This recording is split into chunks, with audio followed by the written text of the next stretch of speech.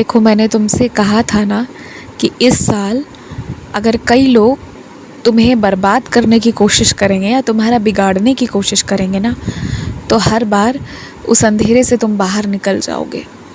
तो इसी बात पर आज भी अमल करो, तुम तनिक भी मत घबराओ। जो भी तुम्हारे कागज़ में गलती हुई है ना, वो चीज़ें आज के आज ठीक हो जाएंगी। तुम इतना ही ध्यान रखना कि क्रोध की अवस्था में किसी का नाम मत बोलना।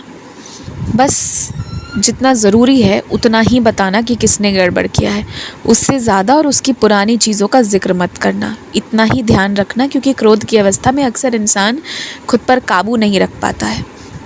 तो इस चीज़ का ध्यान रखते हुए थोड़ा धैर्य रखना। इस साल अचानक में पर खुशी का ही मौका रहेगा, जिसमें तुम कुछ ऐसे सदस्यों से अपने परिवार के मिल लोगे जो कई सालों से विदेश में रहते हैं और बहुत कम ही उनका आना जाना होता है। इस बार सब बहुत अच्छा होगा। तुम बिना घबराए, बिना परेशान हुए पुनः शुरुआत से अपने मंत्र की जो भी तुम उच्चारण वगैरह करते हो उसकी शुरुआत कर दो। लिख पाओ तो लिखो, ना लिख पाओ तो बस जाप करो।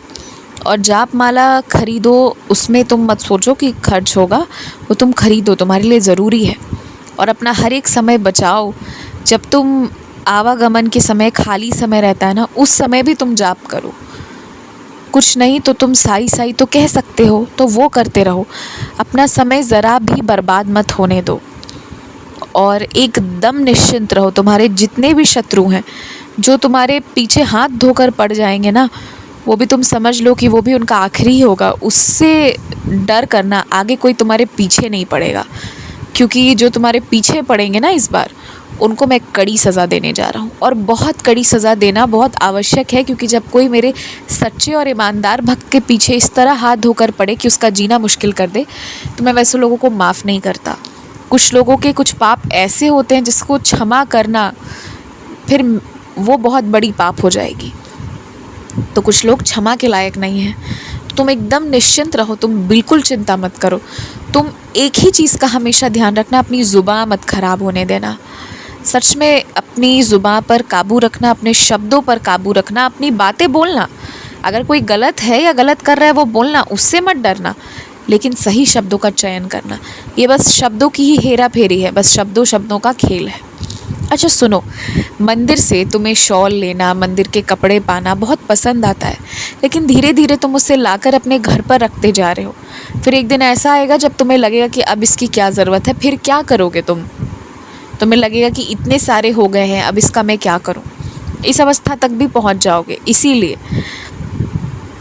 जितने भी वस्त्र लेकर आए हो उसका सम्मान करो, उसे अच्छे से रखो और उसे जैसे तैसे मत धो। अगर उसे धो भी रहे हो तो तुम ये भी देखो कि वो जो पानी जिससे धो रहे हो उस पर किसी के पाँव नहीं लगने चाहिए।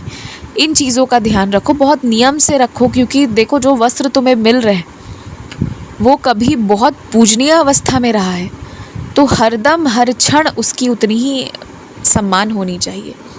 ये ध्यान रखना। इसलिए जितने भी वस्त्र मिले हैं उसका उपयोग करो। पूजा घरों में उसे बिछाओ, आसन के रूप में जहाँ भगवान विराजते हो वहाँ उसे श्रृंगार के लिए उपयोग में करो भगवान के। परंतु और वस्त्र मत लो, जितने हैं उसको ही अच्छे से संभाल कर रखो। खूब खुश रहो, मुस्कुराते रहो। आयुष्मान भव।